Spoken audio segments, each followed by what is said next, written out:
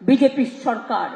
এত বজ্জাত আমি জীবনে দেখিনি, এত অত্যাচার আমি জীবনে দেখিনি, এত স্বৈরাচার আমি জীবনে দেখিনি, এত অনাচার আমি জীবনে দেখিনি।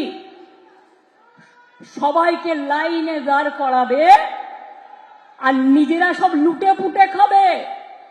আর বলছে কি তৃণমূলের বিরুদ্ধে চার্জশিট। আমি বলি প্রথম চার্জশিট মোদী আর অমিত শাহর বিরুদ্ধে হওয়া উচিত, যারা দাঙ্গা লাগিয়ে দাঙ্গা করে ক্ষমতা এসছে। হিন্দু মুসলমানে ভাগাভাগি, আইপিএস এ ভাগাভাগি, আইএস এ ভাগাভাগি, ওয়েস্ট বেঙ্গল পুলিশ সার্ভিসে ভাগাভাগি, ওয়েস্ট বেঙ্গল সিভিল সার্ভিসে ভাগাভাগি, প্রশাসনেও ভাগাভাগি। কোনো দিন ছিল না।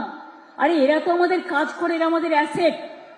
আজকে বিজেপির ক্যাসেট হচ্ছে সবাইকে ভাগাভাগি করে ভুলিয়ে রেখে দাও। তারা যাতে নিজেদের মধ্যে ঝগড়া করে, যুদ্ধ করে, আর এই সুযোগে বিজেপি যেন দেশটাকে লুটতে পারে। আর ওদের মেন টার্গেট হচ্ছে বাংলাকে বাদ দাও, বাংলা রাজ্য তুলে দাও। আমরা বলি বাংলাকে বাদ দেওয়া যাবে না, বাংলাকে রাখতে হবে। বাংলা আমাদের গর্ব, বাংলা আমাদের স্বাধীনতা, বাংলা আমাদের নবজাগরণ। দেখুন, এতদিন পর্যন্ত অভিযোগ ছিল যে ধর্মীয় বিভাজনের পথে একেবারে বাংলা দখলের চক্রান্ত করছে বিজেপি। এইটা অভিযোগ তৃণমূল কংগ্রেসের তরফে বারে বারে ছিল। এবার যেটা করছো তোমরা, অভ্র তুমি শুনলে যে প্রশাসনের মধ্যেও এই একই ট্যাকটিক্স, একই কৌশল নির্বাচন কমিশনকে সামনে রেখে তোমরা নিচ্ছ। সত্যি মুখ্যমন্ত্রী মমতা বন্দ্যোপাধ্যায় তো ঠিক বলেছেন, এত অবিচার, এত অনাচার, এত খারাপ জিনিস উনি তো জীবনে দেখেননি। উনি কি দেখতে অভ্যস্ত? উনি দেখতে অভ্যস্ত 2021-এ ইলেকশন হবে, যেহেতু বিজেপি হেরে গেছিল 2021-এর ইলেকশন, সেজন্য 27 দিনের মধ্যে আমাদের 56 জন কর্মী ওনারা খুন করবেন, উনি সেটা দেখতে অভ্যস্ত। আবার 27 জন বিজেপির কার্যকর্তাকে, মহিলা কার্যকর্তাকে গণধর্ষিতা হতে হবে, এটা উনি দেখতে অভ্যস্ত। উনি দেখতে অভ্যস্ত পঞ্চায়েত ইলেকশনে 60 জনের প্রাণ যাবে, উনি এটা দেখতে অভ্যস্ত। তখন বিচার, তখন সব ভালো। উনি দেখতে অভ্যস্ত ওনার দলের লোকজন ব্যালট খাবে, তাও কিছু হবে না। তারপর তৃণমূল নাকি ধেই ধেই করে নেচে বলবে আমরা নির্বাচন জিতে গেছি।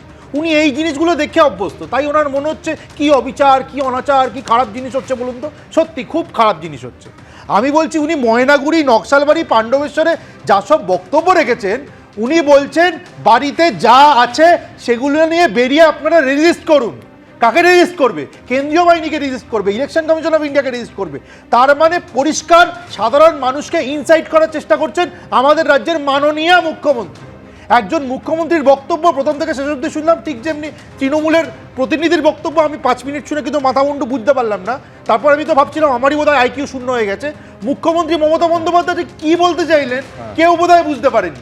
উনি নিজে ভয় পেয়ে গেছেন, উনি জানেন এই ইলেকশনে তৃণমূল গোহারা হারবে, মানুষ প্রত্যাখ্যান করবে। অভ্র বলছে যে মমতা বন্দ্যোপাধ্যায় ভয় পেয়েছেন, তৃণমূল কংগ্রেস ভয় পেয়েছেন। এবিপি আনন্দ, এগিয়ে থাকে, এগিয়ে রাখে।